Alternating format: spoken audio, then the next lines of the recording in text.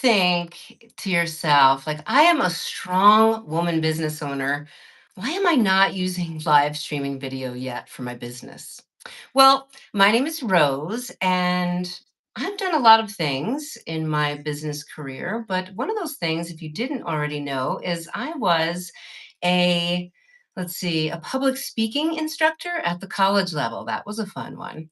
But in addition to doing a lot of things on camera and in person, I have done a lot of things with regards to being on camera. And today we're going to talk about stretching your live streaming comfort zone with Jodie. Jodie, I am so happy to have you here today. Can you just take a minute to introduce yourself to my audience? Absolutely. Thank you so much for having me here today. I'm excited to be here and to share about my live streaming journey. And my name's Jodie Solberg. I have had over 25 years now of experience in the mental and behavioral health world, as well as in coaching with women in business. And you and I actually, Rose, have something in common because I did teach at the college level as well with professional interviewing. So, how to present ourselves professionally. And it was an interesting journey because I, at the same time, was learning how to do that for myself in my budding career as well. And what I found in helping people through things like trauma, anxiety, and burnout, as well as through their own neurodiversity, was that I could really help people, whole people. And so now my Mhm. private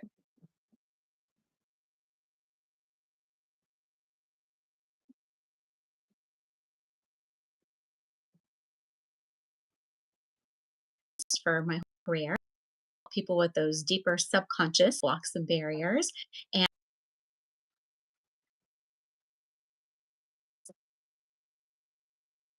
and I also help people through all the different challenges. As I said, we're whole people. So we're not just a business in a bubble, we're not just our relationships or our health. It's all in one, and they're all going to affect each other. And so I help them on that holistic level to be able to have more harmony in their lives and to do exactly what we're going to talk about today, which is to stretch or expand their comfort zones. Yes, and that's great. Thank you so much for sharing a little bit more about what you do and how you do it, especially to empower women in business today, because it's such an important piece of what we do every day in just resonating with others and speaking with them and making sure that we're doing our very best when we are going live and talking with our audience. So I really wanted to have you on my show today because we talked about your live streaming journey and how unique it was, especially since you're in the field that you're in and a lot of things were already being videoed and you had to okay it. It wasn't like, do you want this choice? Check the box. It was more like, so we're going to be recording you, and just so you know, you're going to be watching it. And you also mentioned to me about how you had a family member that chased you around with a camera that might have just, I don't know, maybe kind of put you back a little like, I don't want this. And so I want you to include that in your story as well, because it was just so interesting to hear about how you had this aha moment within your live streaming journey to talk about what that meant to you, like, and how you went backwards and forwards. And your live streaming journey today is definitely something to be talked about. Yes, definitely an interesting journey for sure. Yes, growing up, I had a bit of a heckler in the family growing up as somebody who would love to and I just, chase you around with a video camera, even when you didn't want to, especially when you didn't want them to. So that was interesting. And it was something that definitely made me averse to the video cameras. And as, of course, dating myself a little bit because we didn't have cameras on phones, and we didn't have all of that back then. It was the big old clunky video cameras. And I really didn't have to do a lot in terms of video. I was good with the still cameras, but the video was, outside of the comfort zone at that point, until I went to graduate school. And when I went to graduate school for clinical psychology, that was just part of it. Right? So that was literally part of exactly what you were saying. It was just, we're going to video record all of your sessions, and then you have to sit around a boardroom table with everyone, your peers and your supervisors, and we get to watch it. We get to criticize it and go through and say what you did well and what you didn't. And so that was just something that was, what I had to do in order to become the therapist that I wanted to be in order to help other people. It was just something, a hurdle to go across. And at the same time, I was actually dating my now of 23 years, who was deployed. That was right around 9/11, and he was deployed overseas. And I had the opportunity to go into one of the, like I said, I'm going to date myself here again, one of the electronic stores, and they would videotape a message for the troops and send them overseas for Christmas presents. And I decided I wanted to do that. But my husband, of course, knew that I did not like video cameras, and I was shaking and stuttering and really nervous and not comfortable at all, but it was worth it to me, just like it was to become a therapist and to help people. It was worth it to me to be able to get him that message because we really didn't have a lot of communication for the 9 months that he was gone. And I wanted him to be able to have that gift from me, even though it was really, really difficult to do. And so that was really the beginning of my journey of figuring out how to get more comfortable on camera. And over these past, like I said, 24, right around there years, I have grown and expanded that comfort zone to where now I'm not worried about what I look like. I'm not worried about what I sound like. I'm really focused on what is the message that I'm giving to the people that I'm speaking to when I'm live, and how am I helping them. And that really is that same thread of what got me over the hump of figuring out how to go live without the stuttering and the crying and the shaking, was that it was that important to me to get that message to other people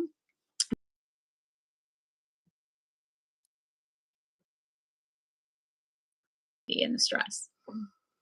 So if and that is such a powerful story, especially because, this was to your husband. You would think, how can you be nervous talking to your husband? But there is something about being on camera that is very different for women in business.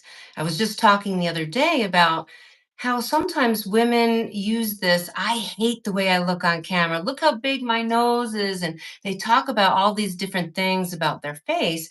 But in reality, they're not used to going on camera, and so they're not used to seeing their face reversed like the way we see it in the mirror, which is a very specific thing. So another thing, which with regard to, women and their comfort zone and stretching it, let's say they're not at a place where they're going to really get emotionally upset. They just feel like they're going to blank, or they want to do it because they want to make sure that they're getting their message out to the world for their business. How would you suggest that a woman stretches their comfort zone when it comes to live streaming? I have a few suggestions, but I'd of course love to know what you would suggest. If for me, I started small, so starting with things that you might feel a little more comfortable in is always good. We call it exposure therapy, just little bits and then build your way up. For me, it was going, on camera, but also speaking in front of people too. I had to grow my comfort zone in both of those things. And so being able to really look at where, do I feel comfortable, or what can I talk about that's maybe a shorter type of a situation. I remember when I started, speaking and networking and doing all of these things where I was more visible in the first place, I would be able to, go on and maybe just start sharing who I was and what I do. And then that was it. And so networking was a great way to do that. So, for example, now I do a lot of live virtual networking where it's just 2 minutes. It's short. And you're live with a live group of people, and they're positive and they're uplifting, and they can really be a great first exposure to, like, hey, you're doing great. Everybody starts somewhere. We really love what you're talking about. Thank you for sharing. Being in that more positive environment and having it be a shorter length of time, I think is really helpful. And then maybe go live with someone else,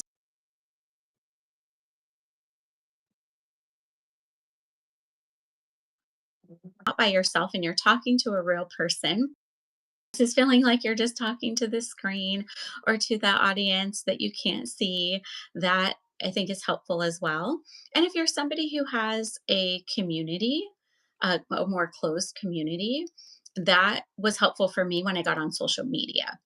So, for example, I'd be in, like in the networking space, but I have a Facebook group, for example, or I'm in some different communities that, again, supportive, positive places where it was a little more enclosed and I was able to speak there before I went live into the general public, so that way I could just expand my comfort zone in the situations I could go live in and the length of time I was going live in, to the point where now I speak virtually and in person in front of hundreds and thousands of people, and I'm not worried about all those things about, how, again, how I sound and what I look like, and what other people think, because the people who are meant to hear the positive messages that I'm sharing will receive them, and the people who aren't, it's okay. I agree. And I think one of the biggest things that women have an issue with is, what if I make a mistake? What if I don't know what to say, right? I blank out or I make a mistake. So it's one of those, things that goes with live streaming. We're not doing any editing here. We're talking heart to heart, woman to woman, just like in those sites that we go to speak with women about our businesses and how we can help. There's also so much more about live streaming that women are able to get themselves on camera, but then maybe not able to forgive themselves for a mistake perhaps that they make. So if you were to suggest something for a woman that is thinking about going live on camera and is nervous about these things, what would you share as like one secret for you before you go live? If there's something that you do or you would suggest for a woman that is kind of new to this. I definitely remind myself that I'm a real person and that it's okay to be real. If I forget a word, if I make a mistake, if I sneeze, if the dog starts barking, whatever it is, we're real people. And I think it's important to remember that. And for what I do, especially, I don't want to teach people that you have to be perfect all of the time, because there's really no such thing.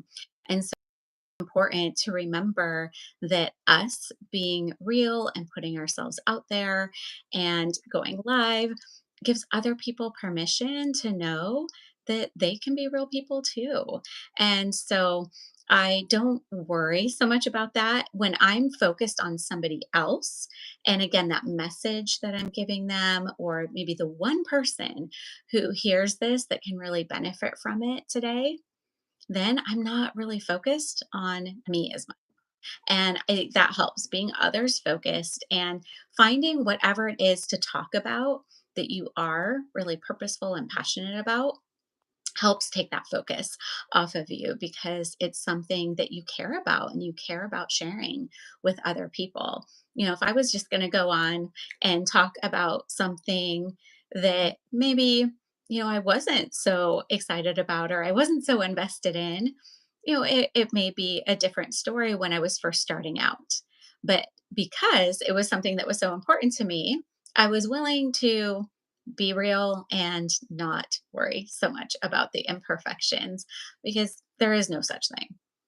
It's true. It's so, so true. And that will actually close our show up very good. But before that, please let my audience know where they can find you because, like you said, you're not worried about, what you're saying today in the sense that if you make a mistake, it's okay. And, people will basically take a look at it and say, huh, okay, so she tripped over a word. No, no big deal. I mean, what is it like in the real world when we're having a conversation just like this? It is like this. So I'd love to have you say like how people can find you. What's the easiest place? How can they be in touch with you to learn more about who you are, more about what you do? Maybe there's something there that they want to speak with you on and that you can help them with. Yeah, absolutely. If you're interested in learning more about what I do, I also have a channel at Psyched Up Success. You can also find me at psychedupsuccess.com or on any of the other social media sites. And I would be happy to chat with you about different options for support and tell you a little bit more about my different programs. So, thank you so much again for having me on today. I'm looking forward to connecting with anyone who is really genuinely wanting to affect that positive change in their lives. Exactly. And it's so important again for women in business. And thank you so much for supporting me in this particular incident where I am talking about live streaming on a live streaming show, right? And one of the things I like to do to close up my show is to say, my audience likes it when I say F perfect, which in some instances can mean forget perfect. But would you agree with that? Because I noticed you had said something before about nothing's perfect, right? Yeah, I definitely agree with you. Okay. Yes. Well, what I'd love Absolutely. to do, because I'm going to start to do a montage of everyone saying it, is if you could just say F perfect to the audience so that way I have that logged as you agreeing with, women should just get out there and do it, just like Nike, just do it. Get on camera, get yourself out there, and get your message available to people. So Absolutely. Get yourself out there, get your message out there, and F perfect. great. Thank you so much. F perfect. This is what I say to the audience all the time. Keep it real and stand out by streaming live because it is your authentic edge in the AI age.